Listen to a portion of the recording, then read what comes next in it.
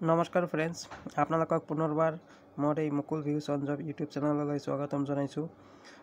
আজি আমি ডিছকাছ কৰিম যোৱাবাৰ হৈ যোৱা আসাম এপেক্স কোঅপাৰেটিভ বেংকৰ এছিষ্টেণ্ট পদৰ জিকে কুৱেশ্যন, যি সৰ্বমুঠ 35টা জিকে কুৱেশ্যন সুধিছিল। জিকে কুৱেশ্যন বা জেনেৰেল এৱাৰনেছৰ কুৱেশ্যন সুধিছিল। এই গোটেই 35 কুৱেশ্যন আমি আজি আলোচনা কৰিম।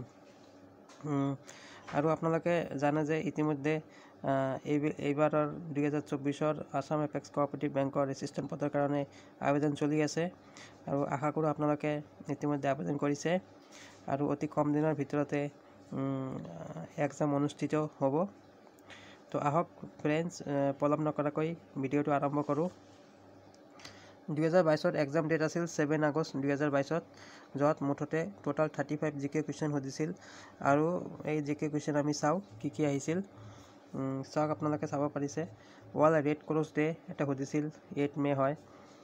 Hiuen Tsang visited the university, মানে হিউৱেন চাং কোন ইউনিভাৰ্চিটিত ভিজিট কৰিছিল?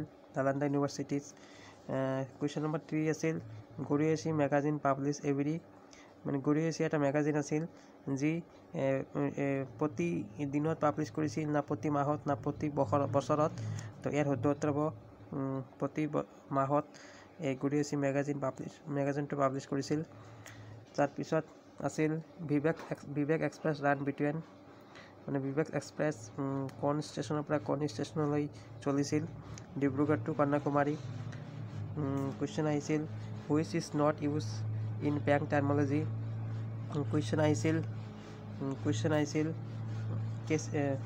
আহিছিল KCC full form in CIBIL C stand for, এইবিলাক কুৱেশ্যন আহিছিল। MMIDৰ ফুল ফৰ্ম কি আছিল? Mobile money আইডেণ্টিফায়াৰ। গভৰ্ণৰৰ নাম সুধিছিল, প্ৰেজেণ্ট গভৰ্ণৰ অফ আসাম। ঠিক আছে, প্ৰেজেণ্ট গভৰ্ণৰ অফ আসাম। তাৰপিছত কুৱেশ্যন আছিল, not related to Jonaki magazine, মানে জোনাকী এটা অসমীয়া মেগাজিন হয়, মানে এই জোনাকী মেগাজিনৰ তলৰ কোনটো ৰিলেটেড নহয়। তাৰপিছত কুৱেশ্যন আহিছিল, constitute assembly in India farm, মানে কনষ্টিটিউট এছেম্বলি ইণ্ডিয়াত কোনটো অধীনত ফাৰ্ম কৰা হৈছিল? কেবিনেট মিছনৰ অধীনত। ৰিকেট বেমাৰ কিহৰ কাৰণে হয়? Rickets disease due to the vitamin ডিৰ কাৰণে ৰিকেট বেমাৰ হয়। ৰংঘৰ বুইল্ড বাই, ৰংঘৰ কোনে বনাইছিল? প্ৰমত্ত সিংহ। ৰংঘৰ কোনে বনাইছিল? প্ৰমত্ত সিংহ। কুৱেশ্যন নম্বৰত আহিছিল 15ত আহিছিল, SSA আসাম ব্ৰেণ্ড এম্বাচাডাৰ কোন আছিল সেই সময়ত? লাভলীনা বৰগোহাঁই আছিল। তাৰপিছত কুৱেশ্যন আহিছিল, first CM of Assam Gopinath Bordoloi. Question আহিছিল, Assamese person join in Dandi march, মানে অসমৰ পৰা কোন অসমীয়াই দাণ্ডি মাৰ্চ জইন কৰিছিল? Liladhar Barua. National police academy renames, national police একাডেমীক নতুনকৈ কি নামেৰে জনা যায়? চৰ্দাৰ বল্লভভাই পেটেল একাডেমী। তাৰপিছত কুৱেশ্যন আহিছিল, Diego Maradona is from which country?